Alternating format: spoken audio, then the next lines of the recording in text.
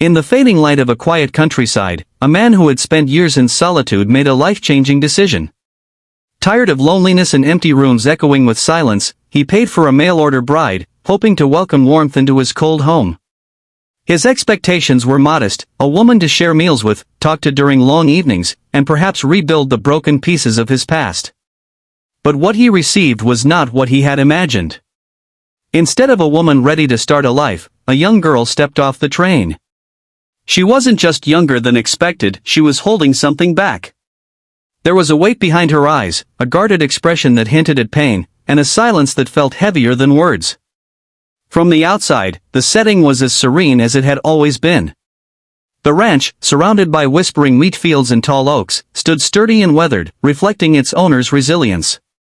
The fences were strong, the barn neat, and the home, though simple, held character in its aging wood and creaking porch. The exterior showed a life of discipline, strength, and solitude, waiting to be softened by companionship. But her arrival didn't bring the ease he had hoped for. Instead, it stirred something unexpected. Inside the house, the contrast between his plain lifestyle and her mysterious presence grew deeper. She barely touched the home-cooked meals, choosing instead to eat quietly and quickly, as if she had learned never to linger around a table. Her room, although offered with warmth, remained untouched, with her belongings left packed in the corner. The man, confused but patient, tried to engage her, to understand her silence. But the interior walls, just like the girl, held their secrets. Her behavior was odd. She flinched at sudden sounds, avoided eye contact, and froze when doors closed behind her. What initially seemed like shyness slowly began to reveal itself as fear, deep-rooted, unspoken, and unresolved. She wasn't just running from poverty or loneliness. She was hiding from a past that had left scars no one could see. As time passed, the man started noticing small things that revealed her inner world. A worn-out photo tucked inside her bag. The way she instinctively locked windows. Her refusal to speak of her family. When he offered to take her into town, she hesitated with visible panic. He soon realized that he hadn't just invited a stranger into his home, he had unknowingly become the guardian of someone escaping trauma. Her performance in adapting to the new environment was uneven. There were moments of progress, times when she helped in the garden, shared a faint smile, or simply sat with him without fear. But those moments were always brief, like glimpses of sunlight through clouds. He didn't push. He simply let her be, giving her space, respect, and time. And in that patient silence, a fragile trust began to grow. Despite the lack of traditional safety features, there was a natural safety in the home she now lived in.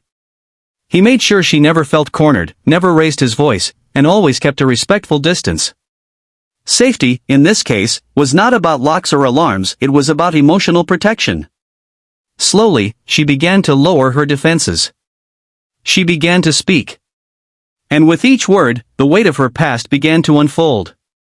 She had been sold, not as a bride, but as a solution to someone else's problem. A pawn in a dark game of survival. Her story was filled with abandonment, betrayal, and years of being used, neglected, and forgotten. She was not a wife, she was a daughter in desperate need of care, of stability, of someone who saw her as more than just a transaction. The man listened.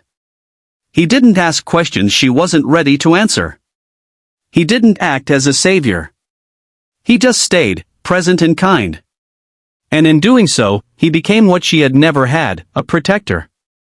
The unique selling point of this story lies not in the dramatic twist but in the quiet healing that followed.